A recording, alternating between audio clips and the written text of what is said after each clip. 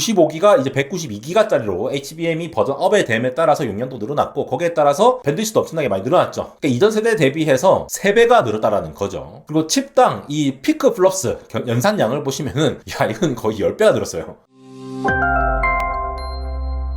네, 여러분 반갑습니다. 에러입니다. 구글에서 TPU 다음 버전, 그러니까 아이언우드 버전 7을 내놓게 됐는데요. 이제 TPU가 구글 자체적으로 그냥 클라우드 서비스 하는 용도로만 쓰이는 것이 아니라 이 TPU를 다른 업체들도 사용할 수 있게 함으로써 본격적으로 엔비디아의 GPU마저도 잡아먹을 수 있는 가능성이 생겨서 이번 사건이 굉장히 큰 것 같습니다. 그래서 오늘은 이 TPU V7의 그러니까 아이언우드의 이 성능이라던가 관련된 내용들 어떤 점이 다른지 굉장히 다르거든요. 엔비디아 GPU 하고는 또 완전 다른 구조이고 사실 이게 테슬라가 하고 싶었던 그러니까 D1 칩, D2 칩에서 서로를 이렇게 연결을 하는 구조와 굉장히 비슷한 형태로 가다가 지금 테슬라는 드랍을 했는데 이 구조를 10년 동안 이거를 해오면서 드디어 TPU가 안정적으로 만들어졌다라는 의미에서 역시 구글이 와 이거 서버 시장까지 또 먹을 수 있겠구나 싶은 부분이 있어서 한번 정리해보도록 할게요. 이번 아이언우드 그러니까 구글의 7세대 TPU라고 하는 거는 자 TPU, 텐서 프로세싱 유닛이라는 이름을 사실 구글에서만 쓰죠. 흔히 말하는 NPU라고 보시면 되는데 자체적으로 설계한 ASIC 칩이라고 보시면 됩니다. 커스텀 실리콘이라고 보시면 되겠고 이게 일반적으로 지금 이 ASIC으로 커스텀 칩을 만든다, AI 칩을 만든다라고 했을 때 대부분 다 추론에 집중되어 있거든요. 근데 구글은 일찍부터 이게 학습부터 추론까지 전부 다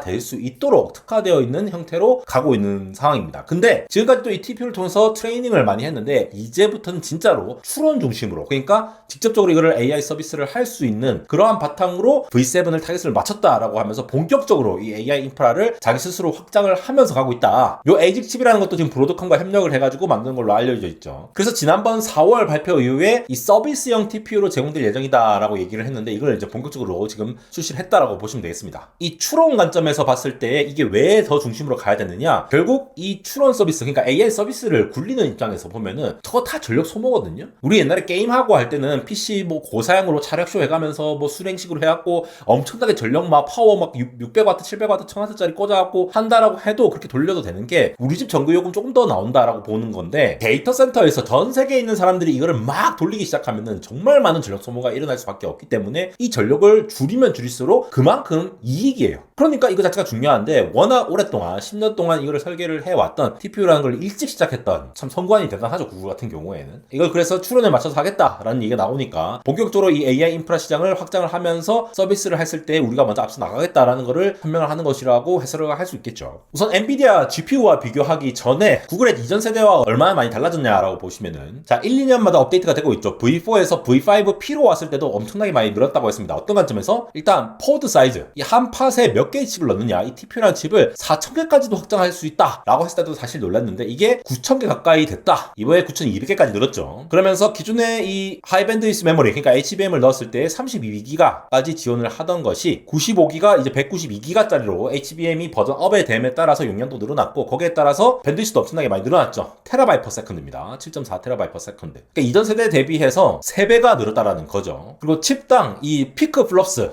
연산량을 보시면은 야 이건 거의 10배가 늘었어요. 4614 테라플롭스가 늘었거든요. 사실 물론 이 사이에 트릴리움이라고 하는 TPU V6E라는 버전이 있습니다. 요것과 비교해서도 전력 효율이 한 2배 정도 향상이 됐습니다. 그리고 HBM 용량 기준으로 봤을 때도 용량이나 대역폭 같은 것들이 이전 세대 대비해서 6배 늘었다라고 얘기가 되는 부분들 이 모든 것들이 더 나은 HBM 세대를 들어옴으로써 그리고 성능은 또 FP8 기준으로는 엄청나게 지금 나오는 값들이 다 이 FP8 기준이거든요. 요즘은 FP8이 정말 많이 쓰이기 때문에 이때의 추론 성능이 정말 중요한데 정말 많이 할 수 있다는 걸 얘기를 하고 있는 것이 되겠죠. 192GB라고 하는 것은 HBM3E가 되겠습니다. 그래서 그래프로 좀 살펴보시면은 일단 트릴리움 요게 이제 그 V6죠. 이게 V5고 그렇게 봤을 때 전성비가 어마어마하게 는 걸 볼 수가 있습니다. TDP 기준으로 봤을 때 와트당 테라플롭스가 아이언우드 같은 경우에는 5세대 대비해서는 거의 6배가 늘었고 이전 세대만 대비해서도 2배가 늘었어요. 이런 게 중요한 것이 똑같은 걸 돌려도 얘는 이전 것보다 2배의 성능을 할 수 있다는 거니까 그만큼 구글 입장에서는 AI 서비스를 할 때 훨씬 더 적은 전력을 사용하면서도 할 수 있다는 거를 얘기를 하는 것이 되겠고 다음 거를 또 보시면은 자 이거는 파드 기준입니다. 그러니까 뭐 예를 들어 슈퍼컴퓨터 거대한 이 렉 팟을 보시면 되는데 단일 팟 기준으로 9200개까지 늘릴 수 있으니까 요 구성에서 봤을 때 아이언우드 같은 경우에는 기존 TPU V2를 기준으로 봤을 때 3600배나 늘었다. 어마어마하지 않습니까 진짜로? FP8 기준으로 42.5 엑사플롭스거든요. 그리고 이 42.5 엑사플롭스를 돌리기 위해서 HBM 메모리만 1.77 페타바이트가 들어갑니다. 너무 엄청나지 않나요? 우리나라 HBM 기업들 특히 하이닉스 같은 경우에는 정말 돈을 많이 벌겠죠. 이렇게나 많이 쓰고 있다는 겁니다. 에이직에서도. 그리고 제가 팟 구조라고 하는 것들이 이 TPU 같은 경우에는 3D 토러스 구조를 사용하기 때문에 칩끼리 서로 왔다 갔다 하는 그 인터커넥트를 봐야 되기 때문에 엔비디아가 좀 달라요. 이거 나중에 비교를 해드릴 텐데 칩당 양방향으로 초당 1.2TB를 왔다 갔다 하는 인터커넥트를 제공을 하거든요. 그래서 MOE 같은 믹스처 오브 엑스퍼트 같은 거나 아니면 뭐 분산 추론이라든가 이렇게 칩끼리 서로 데이터 교환이 많이 이루어지는 이런 형태의 어떤 AI에서 특히나 이런 구조가 굉장히 의미 있다라고 구글이 점차 이런 3D 토러스 방식을 더 섬세하게 설계를 하고 있는 것으로 보입니다. 이거 조금 이따가 좀 더 말씀을 드릴 건데 그걸 들어가기 전에 자, 이 구글 클라우드에서 이렇게 아리따우신 엔지니어 분께서 설명을 해주시는데 AI 하이퍼 컴퓨터라고 하는 개념을 얘기를 했습니다. 이 아이언우드라고 하는 것이 결국은 구글의 어떤 통합적인 슈퍼 컴퓨팅 시스템이라는 거의 핵심 구성 요소로 언급이 되는 거거든요. 그러니까 이 팟 안에 TPU 자체가 9200개나 들어가 있잖아. 최대로 늘리면은.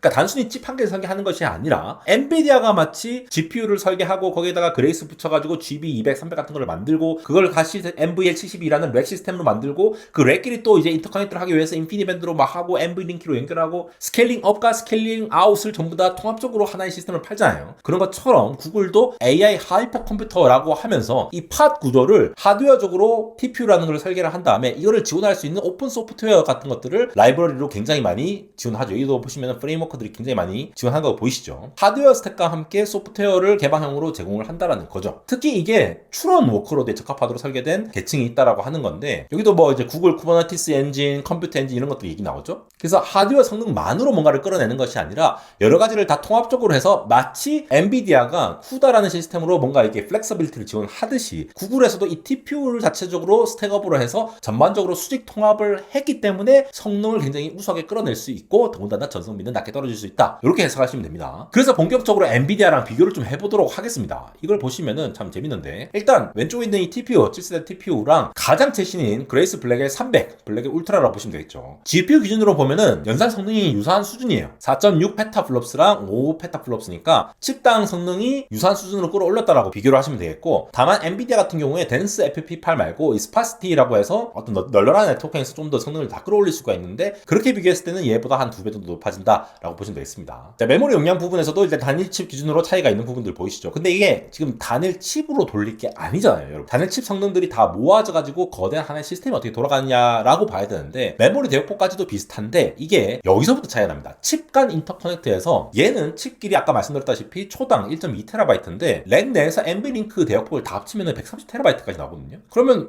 뭐야 이거 완전 이거 비교도 안 되잖아. 100배 차이 나는 거 아니야? 이렇게 비교할 수도 있는데 이 3D 토러스라는 구조를 제가 좀 이따 설명드릴게요. 이게 굉장히 그 장단점이 명확한 구조라고 보시면 되는데 확장성에 있어서 보면은 얘는 42.5 엑사플롭스까지 성능이 확장이 된다는 거죠. 칩을 이렇게 9200개까지 늘릴 수 있는 구조가 바로 이 3D 토러스 구조를 채택했기 때문입니다. 엔비디아는 일단 NVL72라고 하는 72개의 GPU 구성으로 렉 구성을 하잖아요. 그래서 렉끼리 연결을 하려면 인피니밴드를 쓴다라던가 아니면 뭐 RDMA 기반으로 이더넷을 연결한다던가 이렇게 되기 때문에 조금 요게 구조가 다릅니다. 근데 전체 컴퓨팅의 성능을 보면은 얘가 스케일링이 워낙 높은 시스템이니까 사실 1대1로 비교하기는 어렵지만 스케일링 업 차원에서 TPU가 굉장히 많이 늘어날 수 있다. 심지어 HBM3E 같은 경우에는 1.77 페타바이트까지 확장될 수 있는 거대한 시스템을 만들 수 있다는 관점에서 이 스케일 아웃 관점에서 굉장히 확장성이 높다라고 볼 수 있겠죠. 애초에 이렇게 확장을 하려고 처음부터 이렇게 만들었다는 거예요. 그러면서 이 3D 토러스라는 구조를 봐야 되는데 이 3D 토러스라는 구조는 자 TPU 자체가 이렇게 보시면 돼요. 2D, 3D로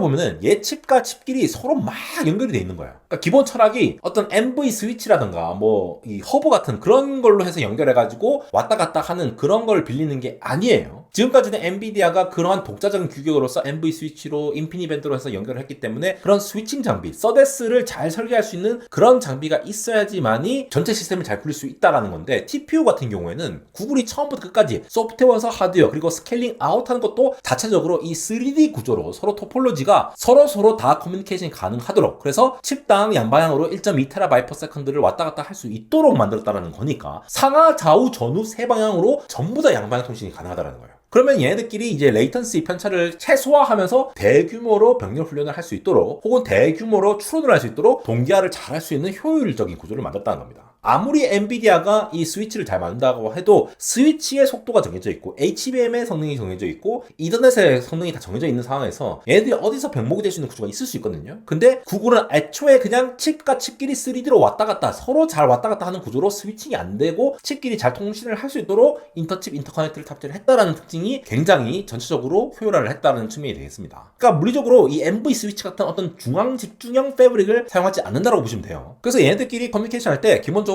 우리 흔히 이제 브로드캐스트 방식이라 하죠. 모든 애들이 모든 쪽으로 다 통신을 다 던져요. 그래서 자기한테 받을 수 있는 것들을 딱 받아서 챙겨서 해결하는 형태로 가는 거니까 이게 수천 개에서 거의 뭐 1만 개가 넘는 것도 이제 앞으로 나오게끔 하겠죠. 그래서 뭐 특정한 트래픽 패턴에 상관없이 어떤 예측 가능한 지연 시간을 가지고 있으니까 그 시간 안에 다른 걸 뭔가 처리를 한다라던가 이렇게 되니까 당장 빨리 보내야지 이런 개념보다 어느 균등하게 뭔가를 처리할 수 있는 시스템으로 가다 보니까 이게 더 효율을 올릴 수 있다라고 볼 수가 있겠죠. 그리고 이렇게 만들면 좋은 게 뭐냐면은 얘네들의 컴퓨팅의 어느 정도라든 것들이 다 균일하게 퍼져 있잖아요. 그러니까 얘네들도 냉각시킬 때도 훨씬 더 뭐 배선이라든가 냉각 같은 것들이 훨씬 더 조절을 하기가 쉽다라는 겁니다. 예측 가능하게 대규모 확장이 가능하니까 엔비디아보다 훨씬 더 효율적으로 구성할 수 있는 부분들이 있다라는 거죠. 단점이라고 보면은 이게 어떤 단일 노드의 밀도라든가 절대 대역폭 자체는 GPU 렉보다는 낮을 수 있죠. 근데 전체 시스템을 봤을 때 효율성을 중시해서 스케일링 업, 스케일링 아웃 하는 그러한 것들을 고려를 해봤을 때 구글은 이런 관점에서 접근하고 있구나 라고 이해를 하시면 되고요. 반면에 엔비디아 같은 경우는 저렇게 렉 시스템을 하나하나 진짜 이 공간 안에 고밀도로 집적을 하고 저렇게 뭐 MB 스위치도 있고 DPU도 있고 인피니밴드 칩도 있고 여러 가지를 다 넣어가지고 72개의 GPU 그리고 36개의 그레이스 CPU가 포함되어 있죠. 거기에다가 단일 4개 MV 스위치로 직결돼가지고 하나의 논리적 컴퓨팅 도메인을 만들게 되죠. 그러니까 GPU당 양방향으로는 1.8TB/s의 MV 링크를 하니까 TPU가 아까 1.2TB라고 했죠. 그것보다 더 높은 형태로 MV 링크를 연결을 하게 되고 렉 내에 총 집계 대역폭이 130TB까지 간다. 근데 아까는 이제 TPU는 3D 토폴로지를 구성을 하는 거고 얘는 MV 스위치를 통해 갖고 중앙에서 모든 GPU 간의 트래픽을 관리를 하고 있어요. 그래서 이제 저지연 전달이 가능하도록 관리를 한다는 측면에서 다른데 그만큼 별도의 또 이제 MV 스위치라는 게 존재를 해야 되는 상황인 거고. 근데 이제 렉끼리 저렇게 왔다 갔다 하는 경우 옆으로 갈 경우에는 인피니밴드 같이 또 다른 또 이더넷 기반의 어떤 고속도로를 깔아서 연결을 해야 된다는 관점이 있으니까 뭔가 고밀도의 AI 훈련을 한다라든가 뭔가 모델을 병렬적으로 한다라든가 할 때에 좀 적합하다고 볼 수가 있는데 이 스케일 아웃 측면에서 비용 전력 같은 것들이라든가 스위칭 복잡도가 아무래도 TPU보다는 훨씬 더 복잡하겠죠. 그러니까 구글은 이미 거대한 시스템을 만들려고 이런 차원에서 설계를 해왔다라는 거예요.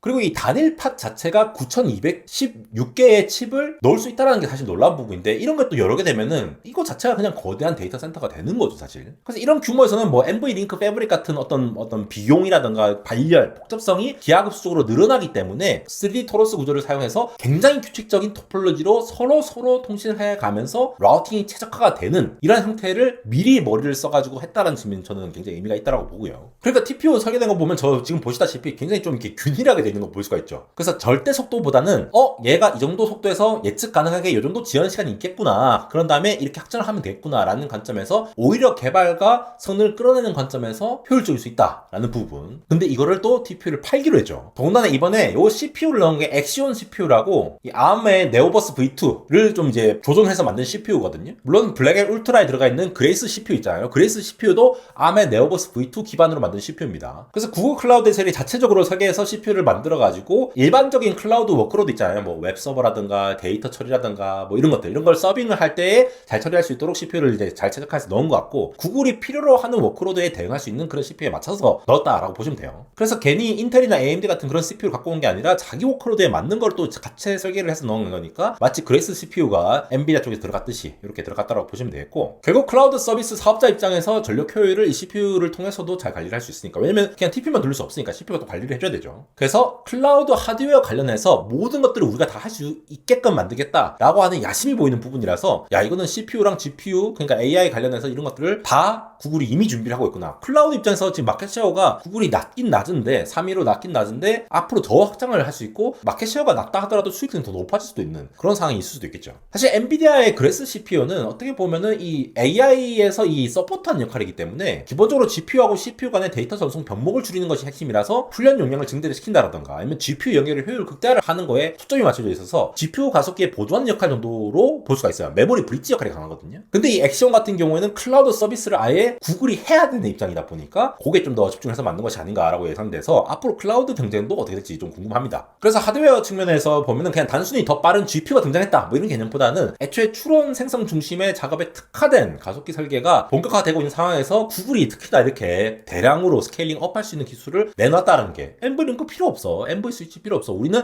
우리 TPU로 모든 걸 다 할 수 있어. 라고 얘기하면서 메모리뿐만 아니라 통신이라든가 냉각 그리고 소프트 스택까지 하나의 전체 단위로 내놓고 있다 라고 하는 흐름을 또 볼 수가 있죠. AMD에서 이번에 헬리오스라는 그런 시스템을 내놓듯이. 그리고 서비스 측면에서는 AI 모델이 그냥 연구실에서 그냥 학습되고 끝나는 것이 아니라 실시간으로 수많은 사용자들한테 바로 대답해줘야 되고 생성해서 내놓아야 되고 이런 것들이 되다 보니까 낮은 지연의 구조를 서포팅할 수 있는 저런 3D 토로스 구조를 채용했다. 그러면서 처리량을 충분히 끌어올렸다. 옛날에는 무조건 엔비디아 거하고 비교했을 땐 절대로 안 돼라고 하지만 실제로 이걸 서비스를 했을 때에 구글이 얻을 수 있는 거대한 이점이 있기 때문에 이런 측면에서 또 클라우드 사업자로서의 구글이 또 AI 인프라 구축과 서비스를 할 수 있는 그런 서비스 사업자로서의 구글이 또 어떻게 또 나아갈지 또 주목을 할 수 있는 부분이 있어서 오늘 한번 빠르게 정리해보았습니다. 안되고 인스타그램 unrealtech.ero에서 또 다양한 재밌는 영상들 많이 올려드리고 있습니다. 그리고 재밌는 영상들이라던가 여러분 도움되시는 그런 소식들도 빠르게 전달드리고 있으니까 많이 팔로우 해주시고 좋은 소식 많이 얻어가시기 바랍니다. 지금까지 에러였습니다.